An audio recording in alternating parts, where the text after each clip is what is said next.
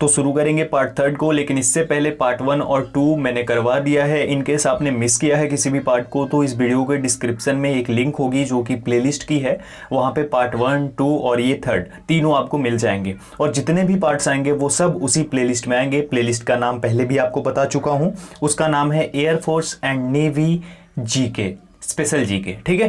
तो वो आप चेक कर सकते हैं और वहां से सभी वीडियोस आपको मिल जाएंगी। एक और चीज, ये एयरफोर्स एग्जाम के लिए बहुत महत्वपूर्ण क्वेश्चंस हैं, साथ ही साथ इंडियन नेवी के लिए भी वैकेंसी जल्दी आने वाली है, तो उसके लिए भी ये बहुत इंपॉर्टेंट है। चलिए देखते हैं।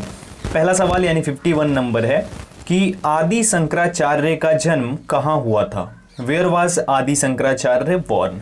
कलादी, कांचीपुरम, मथुरा और Kashi. Correct answer option number A यानी कि कलादी में। आदि शंकराचार्य जो है इनका जन्म कलादी में हुआ था, याद रखिएगा, ठीक है। एक्स्ट्रा फैक्ट इसके बारे में बताऊंगा नहीं। एक और चीज गाइस, कुछ लोग बोलते हैं हर एक चीज को एक्सप्लेन करके बताओ एक्स्ट्रा फैक्ट के साथ, तो गाइस देखो एक चीज मैं बताता हूं, जो चीजें इंपॉर्टेंट होती हैं आपके लिए उसको मैं एक्स्ट्रा फैक्ट या फिर ये बोलें कि एक्सप्लेन करके बताता हूं, जो कि आपके एग्जाम के लिए महत्वपूर्ण है, क्योंकि लास्ट में यही चीज न रहेगी कि आप एग्जाम के लिए ही तैयारी कर रहे हैं, ठीक है। तो इसीलिए मैं उस चीज को बताता हूं ताकि आपका भी टाइम वेस्ट ना हो। चलिए दूसरा सवाल, ईसा मसीह का जन्म कहां हुआ था। Where was the Jesus born. Babylon में, एवरे में, बेथलहेम में और बेरूत में। Correct answer option number C यानी कि बेथलहेम में इनका जन्म हुआ था। ईसा मसीह का जन्म कहां हुआ था, बेथलहेम में। ऑप्शन नंबर सी करेक्ट हो जाएगा। नेक्स्ट क्वेश्चन, यामिनी कृष्णमूर्ति का संबंध किस शास्त्रीय नृत्य से है। Yamini Krishnamurthy is associated with which classical dance. Kathak, Bharatanatyam, Odissi और Kathakali. Correct answer option number B हो जाएगा यानी भरतनाट्यम। जो यामिनी कृष्णमूर्ति हैं ये इनका जो संबंध है वो भरतनाट्यम से है। एक और चीज, कहीं कहीं पे आपको कुचिपुड़ी भी देखने को मिल जाएगा। क्या कुचिपुड़ी, तो कुचिपुड़ी से भी ये संबंधित है, भरतनाट्यम के साथ साथ कुचिपुड़ी, दोनों याद रखिएगा, ठीक है। अगला सवाल, बिरजू महाराज किस क्षेत्र के सुविख्यात कलाकार हैं। Birju Maharaj is a noted artist of which region. Bharatanatyam नृत्य, कथकली नृत्य, ओडिसी नृत्य और कथक नृत्य। तो ऑप्शन नंबर डी इसके लिए करेक्ट हो जाएगा हमारा, यानी कि कथक नृत्य। कथक नृत्य यानी कथक डांस जो है, इससे ये सुविख्यात कलाकार हैं इसके, ठीक है। इन्हें तो कहीं कहीं पे फादर ऑफ कथक नृत्य का भी दर्जा प्राप्त है, ठीक है, बिरजू महाराज को। अगले सवाल की ओर बढ़ते हैं। भारती शिवाजी किस शैली के नृत्य के लिए प्रसिद्ध हैं। Bharati Shivaji is famous for which style of dance. Bharatanatyam, Kathakali, Mohini Attam और Odissi. Correct answer option number C हो जाएगा मोहिनी अट्टम। भारती शिवाजी जो है ये मोहिनी अट्टम, ये जो नृत्य की एक शैली है, डांस का एक स्टाइल है, उसके लिए ये प्रसिद्ध हैं। Bharati Shivaji is famous for Mohini Attam style of dance. किसके लिए, मोहिनी अट्टम के लिए। अगला सवाल, रंगोली भारत के किस क्षेत्र की प्रमुख लोक कला शैली है। Rangoli is the predominant folk art style of which region of India. Maharashtra, Madhya Pradesh, Rajasthan और Tamil Nadu. Correct answer option number E हो जाएगा यानी कि महाराष्ट्र। रंगोली भारत के महाराष्ट्र की और साथ ही साथ राजस्थान की ये एक प्रमुख लोक कला शैली है, ठीक है। तो ये ऑप्शन जहां भी दिखे आपको ये आप टिक कर सकते हैं, ठीक है। राजस्थान को भी, महाराष्ट्र को भी, ठीक है। अगले सवाल की ओर बढ़ेंगे हम। अल्पना भारत के किस क्षेत्र की प्रमुख लोक कला शैली है। Alpana is the predominant folk art style of which region of India. Chandigarh, Paschim Bangal, Punjab और केरल।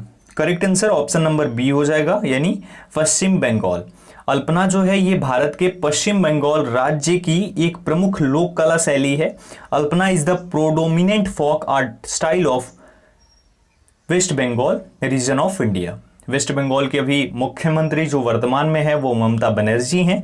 यहाँ की राजधानी कोलकाता है और यहाँ पे फुटबॉल जो खेल है ये काफ़ी प्रसिद्ध है। मोहन बगान एंड ऑल जो हैं यहीं के ये फुटबॉल के लिए टीम्स हैं, ठीक है।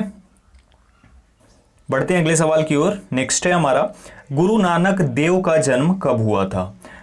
When was Guru Nanak Dev born? 1450, 1453, 1469 और 1488। करेक्ट आंसर ऑप्शन सी हो जाएगा, 1469 में इनका जन्म हुआ था। और देखिए इनका जो ओरिजिनल नेम था इसी में है, नानक इनका ओरिजिनल नेम था। तो कहीं कहीं ये भी आ जाता है सवाल, जैसा कि मैंने पिछले पार्ट में करवाया था आपको कि गुरु नानक का ओरिजिनल नेम क्या था, तो ओरिजिनल नेम था नानक। ठीक है, याद रखिएगा। इनका जन्म हुआ था 15 अप्रैल 1469, यानी कि 15 अप्रैल 1469 में इनका जन्म हुआ था। और ये जो है सिखों के गुरु थे। ठीक है, सिखों के गुरु थे गुरु नानक। ठीक है गाइस, अगले सवाल की ओर हम बढ़ेंगे। अगला सवाल हमारा है, त्यागराज कौन थे? Who was Tyagaraja?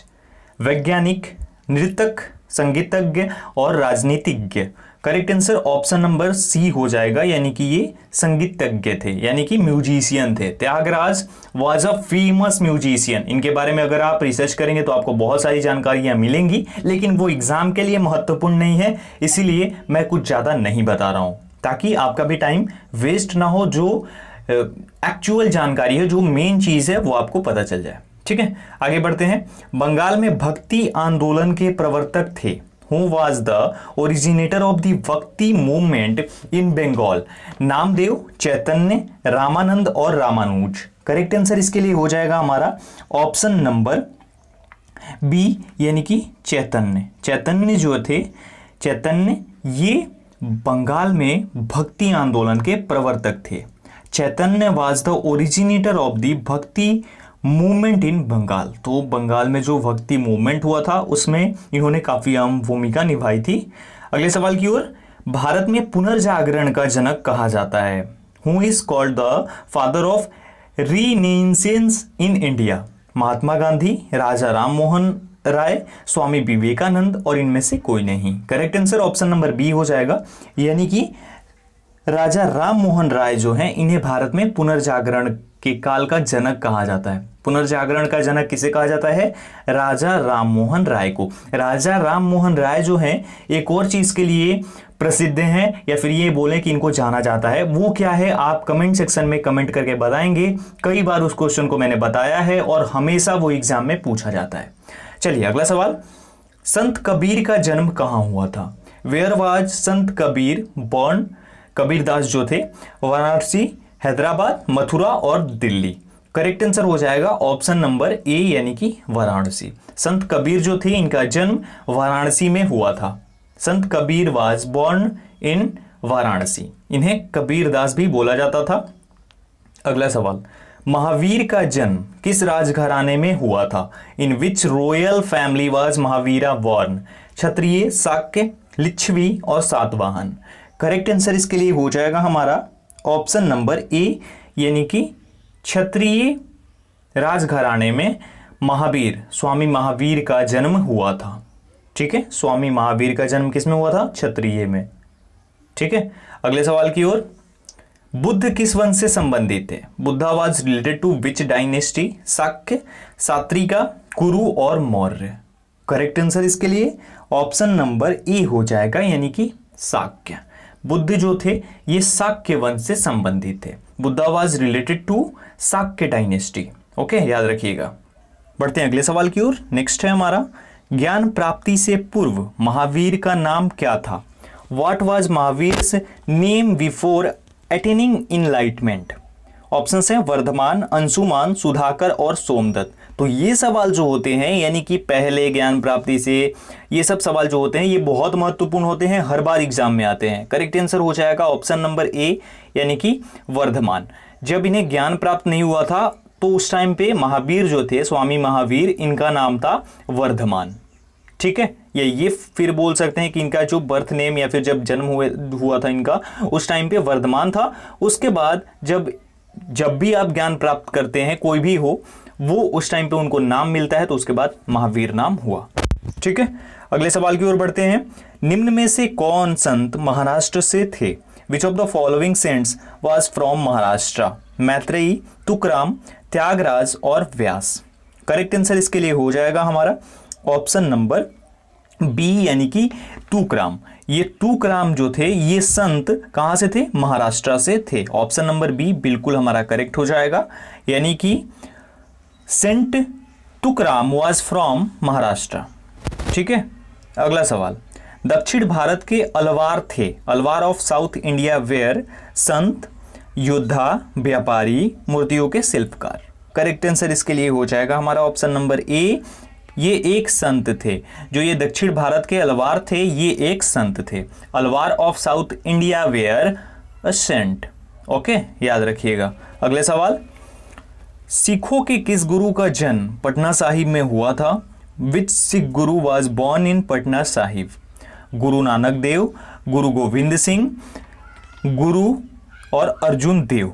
Correct answer इसके लिए हो जाएगा हमारा ऑप्शन नंबर बी, यानी कि गुरु गोविंद सिंह। गुरु गोविंद सिंह जो थे ये जो है सिखों के गुरु थे जिनका जन्म पटना साहिब में हुआ था, और ये 10वें गुरु थे, सिखों के 10वें गुरु थे गुरु गोविंद सिंह। कब इनका जन्म हुआ था ये भी जान लो। इनका जन्म हुआ था 1666 में, 1666 में इनका जन्म हुआ था पटना में। ठीक है, और काफ़ी बड़ा महोत्सव भी मनाया जाता है इनके जन्म उत्सव के दिन। ठीक है, अगले सवाल की ओर बढ़ेंगे हम। हमारा अगला सवाल है, सिख गुरु अर्जुन देव किसके शासन काल में थे? During whose reign was Sikh guru Arjun देव? शाहजहां, जहांगीर, हुमायूं और अकबर। इसके लिए हमारा करेक्ट आंसर हो जाएगा ऑप्शन नंबर बी, यानी कि जहांगीर। जहांगीर के शासन काल में सिख गुरु अर्जुन देव थे। किनके शासनकाल में? जहांगीर के शासनकाल में। ऑप्शन नंबर बी करेक्ट हो जाएगा। During Jahangir rain was Sikh guru Arjun देव। इनका जो जन्म है वो हुआ था 15 अप्रैल 1563 में। 15 अप्रैल 1563 को इनका जन्म हुआ था, और ये जो थे सिखों के 5th गुरु थे, 5वें गुरु थे सिखों के। कौन? गुरु अर्जुन देव। ठीक है, गुरु अर्जुन देव, याद रखिएगा। अगले सवाल की ओर, खालसा की स्थापना किसने की? हु फंडेड दी खालसा? गुरु नानक देव, गुरु रामदास, गुरु गोविंद सिंह, और इनमें से कोई नहीं। Correct answer option number A हो जाएगा, सॉरी ऑप्शन नंबर सी हो जाएगा, गुरु गोविंद सिंह। गुरु गोविंद सिंह ने खालसा की स्थापना की। खालसा वाज फाउंडेड बाय गुरु गोविंद सिंह। 10वें गुरु थे, पहले भी मैं बता चुका हूं, ये सिखों के 10वें गुरु थे। पटना में इनका जन्म हुआ था, ये भी एक महत्वपूर्ण चीज है। और जो ये खालसा है ये क्या है? ये रवि फसल के पकने का जो है खुशी में ये एक प्रतीक है। प्रतीक बोला जा सकता है इसे। क्या बोला जा सकता है? प्रतीक। किस चीज में? जो रवि फसल होती है उसके पकने की खुशी में। अगला सवाल, राग मियाँ की मल्हार रचयिता किसे माना जाता है? Who is considered the creator of the राग मियाँ की मल्हार? अमीर खुसरो, तानसेन, स्वामी हरिदास और बैजू बावड़ा। करेक्ट आंसर इसके लिए हमारा हो जाएगा ऑप्शन नंबर बी, यानी कि तानसेन। तानसेन को जो है ये राग मियाँ की मल्हार इस चीज के लिए माना जाता है रचयिता के रूप में। किसे? तानसेन को। ऑप्शन नंबर बी करेक्ट हो जाएगा। Tansen is considered the creator of the raga Miyan ki Malhar. अगले सवाल की ओर बढ़ते हैं। कथक कहाँ का नृत्य है? Kathak is dance of Uttar Pradesh, Manipur, Orissa और केरल। करेक्ट आंसर हो जाएगा ऑप्शन नंबर ए, यानी उत्तर प्रदेश। और गाइस एक और चीज बता दूं, कथक जो नृत्य है ये आपने सुना ही होगा, बिरजू महाराज से संबंधित है। उसके बाद ये उत्तर भारत में काफी प्रसिद्ध है। ठीक है, कथक नृत्य। अगले सवाल की ओर बढ़ते हैं। मुखौटा नृत्य का संबंध किस नृत्य शैली से है? Mukhauta dance is related to which dance form? Kuchipudi, Manipuri, Kathakali और ओडिसी। करेक्ट आंसर इसके लिए हो जाएगा हमारा ऑप्शन नंबर सी, यानी कि कथकली। मुखौटा नृत्य जो है ये कथकली से संबंधित है। Mukhauta dance is related to Kathakali dance form. Next question, निम्नलिखित में कौन सा एक शास्त्रीय नृत्य नहीं है? Which of the following is not a classical dance? Odissi, Manipuri, Garba और Kathak. Correct answer option number C हो जाएगा, यानी गरबा। गरबा जो है ये एक शास्त्रीय नृत्य नहीं है। Garba is not a classical dance. अब एक सवाल आप लोगों से मैं यहाँ पे पूछ रहा हूँ कि गरबा जो है ये कहाँ का प्रसिद्ध नृत्य है, जरूर बताइएगा। ठीक है, गरबा। अगले सवाल की ओर बढ़ते हैं हम। नेक्स्ट है हमारा, निम्नलिखित में से किस नृत्य का उद्भव उत्तर भारत में हुआ? विच of the following dances originated in north India? Kathak, Bharatanatyam, Manipuri, Kathakali. Correct answer इसके लिए हो जाएगा हमारा ऑप्शन नंबर ए, यानी कथक जो नृत्य है ये उत्तर भारत में हुआ इसका उद्भव। इसीलिए मैंने बोला था आप लोगों से कुछ टाइम पहले कि जो ये कथक नृत्य है ये उत्तर भारत में काफ़ी प्रचलित है और बिरजू महाराज भी उत्तर भारत से ही थे। ठीक है, तो ये चीज़ है। और उत्तर प्रदेश अगर ऑप्शन में हो तो उत्तर प्रदेश भी आप क्लिक कर दीजिएगा, उत्तर भारत हो तो बहुत अच्छी बात है। ठीक है, तो कथक नृत्य यहीं से उद्भव हुआ था इसका। तो ये हमारे आज के 25 क्वेश्चंस थे जो कि हमारी सीरीज चलते रहती है। तो आई होप कि आप लोगों को ये वीडियो जो है, ये सीरीज जो है आप लोगों को पसंद आ रही होगी। खैर एक और चीज़ बता दूं, कल जो है इंडियन नेवी की ऑफिशियल वेबसाइट कुछ टाइम के लिए अंडर मेंटेनेंस थी, तो ये भी आने वाले टाइम में 1-2 दिनों में, 2-4 दिनों में आपको कुछ ना कुछ अपडेट देखने को मिल सकती है। वीडियो अच्छी लगी हो वीडियो को लाइक कर देना, शेयर करना अपने दोस्तों के साथ। चैनल पे नए हो तो चैनल को सब्सक्राइब कर दो। जबरदस्त तैयारी करते रहो, मेहनत करते रहो, क्योंकि मेहनत का फल जरूर मिलेगा आपको। इंस्टा आईडी, टेलीग्राम आईडी आपकी स्क्रीन पर है, दोनों का लिंक डिस्क्रिप्शन में मौजूद है। इस वीडियो में इतना ही, मिलता हूं एक और वीडियो के साथ। तब तक अपना ख्याल रखिए, अपनी फैमिली का ख्याल रखिए। Thank you so much.